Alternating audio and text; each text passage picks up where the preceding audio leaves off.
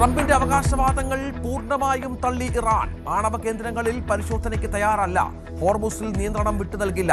മരവിപ്പിച്ച പണം തിരികെ നൽകുന്നത് ഉപയോഗിക്കുന്നത് സ്വന്തം ഇഷ്ടപ്രകാരം.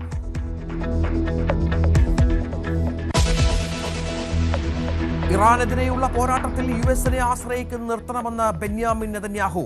ഇസ്രായേലിന്റെ ആയുധ ഉൽപാദന ശേഷി വികസിപ്പിക്കണമെന്നും പ്രധാനമന്ത്രി. ഇറാനെതിരായ ആക്രമണം ഇതുവരെ അവസാനിച്ചിട്ടില്ലെന്നും പ്രഖ്യാപനം.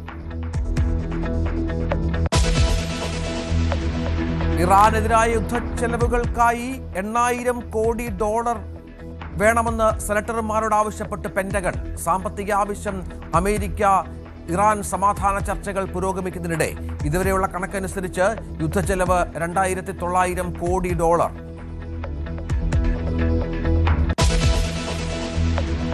ഇസ്രായേൽ ഹിസ്ബുള്ള യുദ്ധം ലെബനനിൽ സംഭവിപ്പിച്ചത് കോടികളുടെ നാശം. 17,000-ലേറെ വീടുകൾക്ക് കേടുപാടുകൾ. കെട്ടിടങ്ങൾക്ക് മാത്രം $138 കോടി നാശം.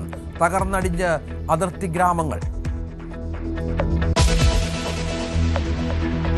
പാകിസ്ഥാൻ സർക്കാരിനെതിരെ പാക് അധിനിവേശ കശ്മീരിൽ ജനകീയ പ്രക്ഷോഭം ശക്തം. സ്കൂൾ കുട്ടികളും സ്ത്രീകളും വൻതോതിൽ തെരുവിലിറങ്ങിയതോടെ പ്രതിഷേധം പുതിയ ഘട്ടത്തിൽ. പാക് സൈന്യം പുറത്തു പോവുക, അടിസ്ഥാനാവകാശങ്ങളും സൗജന്യ വിദ്യാഭ്യാസവും നൽകുക എന്നിവ ആവശ്യം. നഗരങ്ങളിലേക്കും ഗ്രാമങ്ങളിലേക്കും പ്രതിഷേധം പടരുന്നു. വിശ്വനാഥ് സിൻഹ പുതിയ ചീഫ് സെക്രട്ടറി. തീരുമാനം മന്ത്രിസഭാ യോഗത്തിൽ. എ ജയതിലകിന്റെ വിരമിക്കൽ 30-ന് KR ജ്യോതിലാലിനെയും പരിഗണിച്ചു. പ്രധാനമന്ത്രിയെ കണ്ട് മമ്മൂട്ടിയും കുടുംബവും. ചിത്രങ്ങൾ സമൂഹമാധ്യമത്തിലൂടെ പങ്കുവച്ച നരേന്ദ്രമോദി. കൂടിക്കാഴ്ച പത്മഭൂഷൺ പുരസ്കാരം ഏറ്റുവാങ്ങിയതിനു ശേഷം. ബജറ്റ് ചർച്ചയ്ക്ക് ഇന്ന് മുഖ്യമന്ത്രിയുടെ മറുപടി. മദ്യനികുതിയിലും വിശദീകരണമുണ്ടാകും. അഴിമതി ആരോപണത്തിൽ ഉറച്ച പ്രതിപക്ഷം. LDF-ൽ ഉപനേതാവ് തർക്കം തുടരുമ്പോൾ അടിയന്തര പ്രമേയത്തിന് നോട്ടീസ് നൽകി CPI. ചരിത്രം കുറിച്ച് കേരളത്തിന് അഭിമാന നിമിഷം. ഉദ്ഘാടനത്തിന് ശേഷം 1000 കപ്പലുകൾ കരയ്ക്കടുക്കുന്ന തുറമുഖമാകാൻ വിഴിഞ്ഞം. ചരിത്ര നിമിഷം ഇന്ന് MSC ലൂസിയാന കരയ്ക്കടുക്കുന്നതോടെ.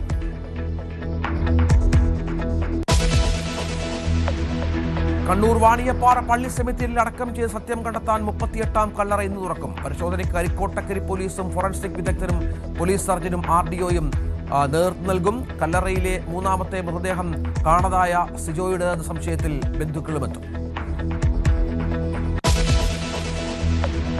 പ്രദേശത്തിൽ നിന്ന് കരകയറാതെ താരസംഘടന അമ്മ. ശ്വേതയുടെ ഭരണസമിതി രാജിവെച്ചിട്ടും രമേശ് പിഷാരടി അഡ്ഹോക് കമ്മിറ്റി കൺവീനറായിട്ടും രക്ഷയില്ല.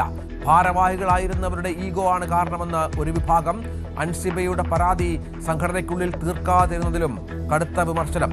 രാജിവെച്ചിട്ടും വ്യക്തിഹത്യ തുടരുകയാണെന്നും ഫേസ്ബുക്കിലൂടെ ശ്വേത. 3 പേരുടെ ജീവനെടുത്ത കൊട്ടാരക്കര ടിപ്പർ അപകടത്തിൽ നടപടി. പരിശോധിക്കാതെ ഫിറ്റ്നസ് നൽകിയ 2 മോട്ടോർ വാഹന വകുപ്പ് ഉദ്യോഗസ്ഥർക്ക് സസ്പെൻഷൻ.